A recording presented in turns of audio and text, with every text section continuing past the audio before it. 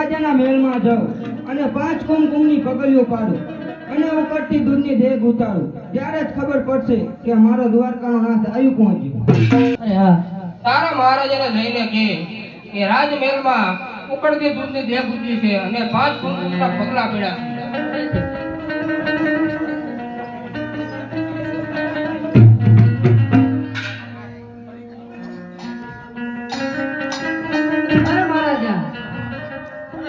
છે. આપણી મહેલની અંદર કુમકુમની 5 પગલી પડી અને ઉતરતી દૂધની દેગ ઉતરી. શું કહો છો દાસી? કુમકુમની 5 પગલી પડી અને ઉકળતી દૂધની દેગ ઉતરી એમ? હા. તો જરૂર મારા દ્વારકાનો નાથ આવી પહોંચ્યો. લો દાસી, આ તમારું ઇનામ.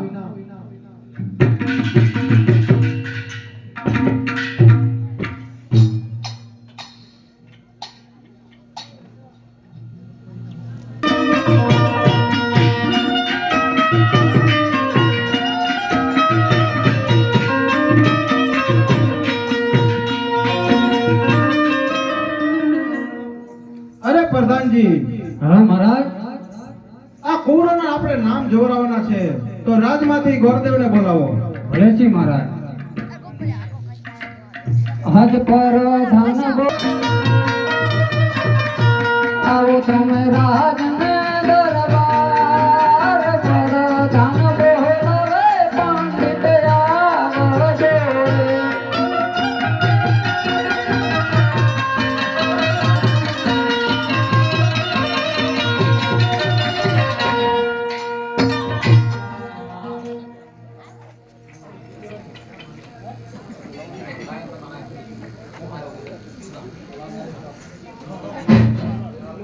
આજ પર ધન બોલાવે પંડિત આવ્યા રે.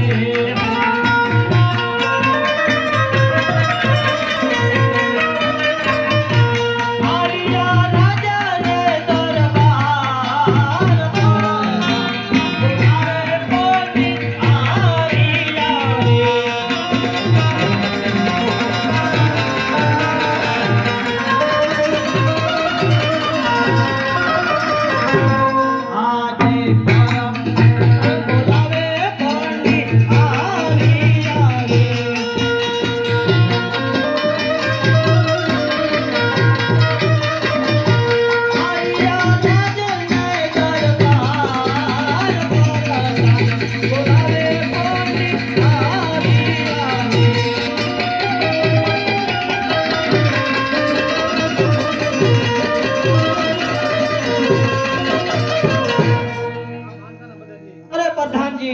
શું મારા કામ પડ્યા છે? અરે મહારાજા બોલાવે છે.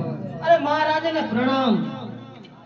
અરે આવો પંડિત, તમને રાજમાં બોલાવવાનું કારણ એ કે આ બંને કુંવરોના નામ જોવાના છે. ભલેથી મહારાજા.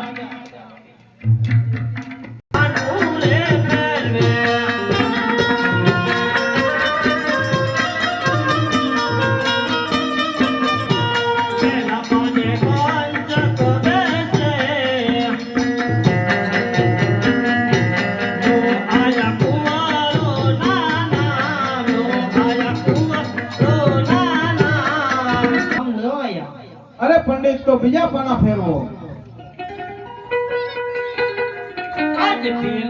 બીજું રે પુસ્તક નું પંડિત પાનું લે ફેરવે.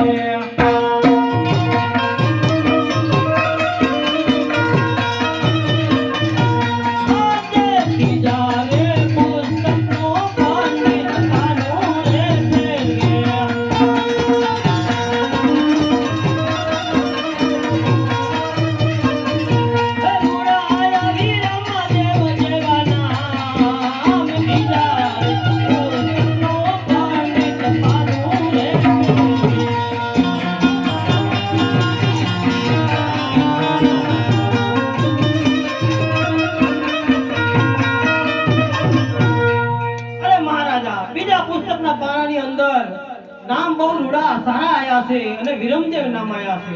શું કહો છો પંડિત? વિરમદેવ નામ આવે છે. નામ તો બહુ સારું છે, તો બીજા કુંવરનું પણ નામ જોઈ લો. આના કુંવરનું નામ જોઈ લો. આજ ત્રીજા રે પુસ્તક નો પંડિત પાનું રે ફેરવે.